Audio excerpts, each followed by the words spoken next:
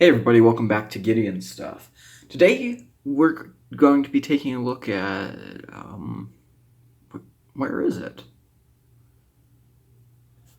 I can't even see it. You know what? Here, let's grab out my my magnifier, and let's see if we can see anything.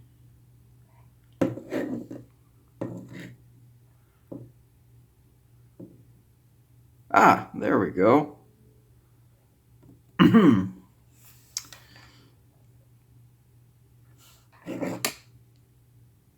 Yep, we're looking at the Rough Ryder Cub. I think that's the name of this knife, the Rough Ryder Cub. Sounds familiar. Yes, this is indeed the Cub. And this particular version is the Copper Swirl. Here's its box. Black acrylic handles with genuine copper swirls. And oh, look how cute that is. Here, we're gonna have to do this. This is going to be a mini review because obvious reasons. Oh, look how cute that is. Isn't that adorable? Okay, so yeah, this is a tiny knife. I want to bring out the Civivi Elementum real quick. Yeah, and then I also want to bring out the another Civivi. I have it laying over here somewhere. I think it's in this pouch. Yes, it is. There we go. The Baby Banter. These knives have a lot in common, actually. Yeah, and then, you know what? Just for the heck of it, let's compare it against some other Rough Riders. You know, here's the Swell Center Whittler, and here's the Elephant Toe. So you can see that open, this knife is as long as the Elephant Toe. It's an itty bitty guy. In today's review, we are not going to be doing any cut footage because I don't really think we need to. Here, let me grab a sticky note. I have one that's already pre-shredded here. Ugh. Got a lot of grossness on it.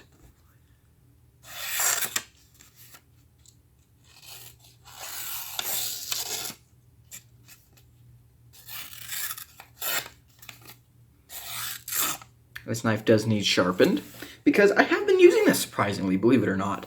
But yeah, that's all the cutting we're going to be doing. The blade length is, let's grab out our little, well, not little since I lost my ruler. Let's grab out my calipers here. We have like a 1.5 inch blade. Cutting length is actually like 1.4 inches. It's a tiny little knife. But it is one that I want to review because I have used this knife. Believe it or not, I have used this knife. So let's go ahead and get right into this. So this is a $10 knife. In fact, $9.99. But just because it's a cheap knife doesn't mean it's low quality. This review, I'm not going to necessarily go over what I like and what I don't like. I'm just going to go over this knife. This knife is actually comfortable in hand. When you use that choil, for me, it's like it's a 3-finger grip when I use that choil. And I don't have the largest hands, but still, I think that's pretty good. Not using the choil, it's like a 2-finger grip, but use that little choil. The blade is Rough Rider's 440A, so nothing amazing. It does have the really shiny polish that you can't see because it's got fingerprints all over it right now.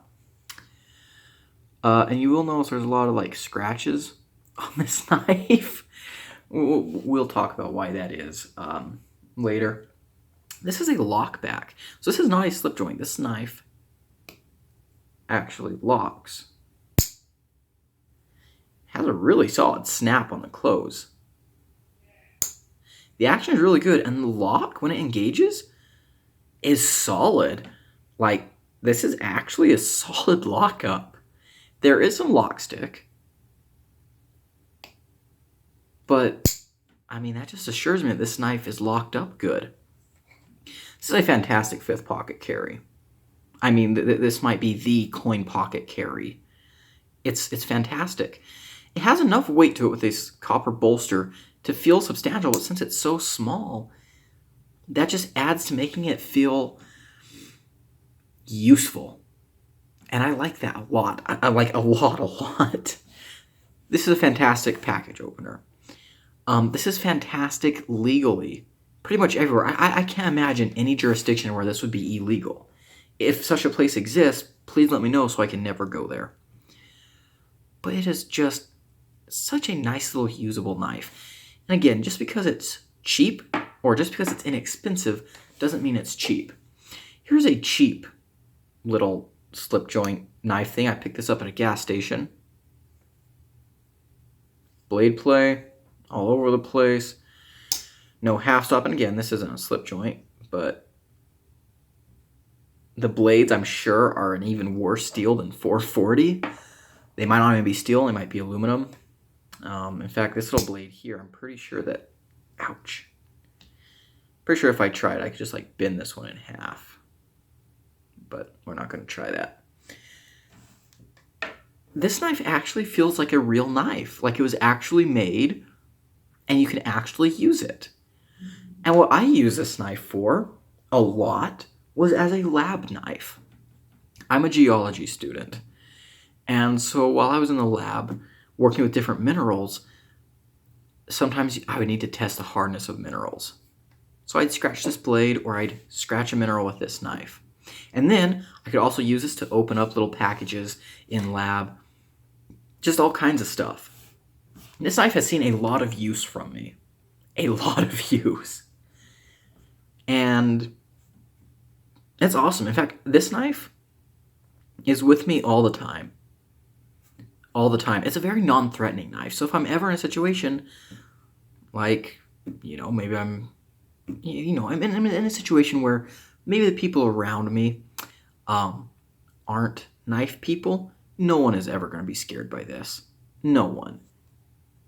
If I take this out to open a little package, no one is going to call the police. No one's going to be screaming and yelling, and it's going to be acceptable.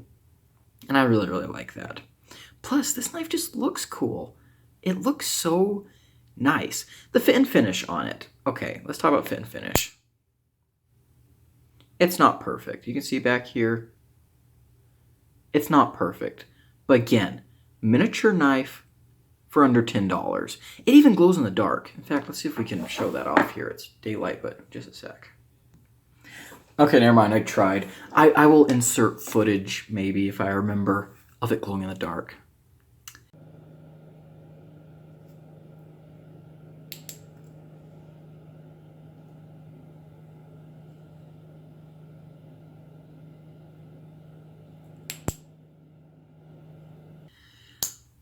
But anyways, let's wrap up this mini review.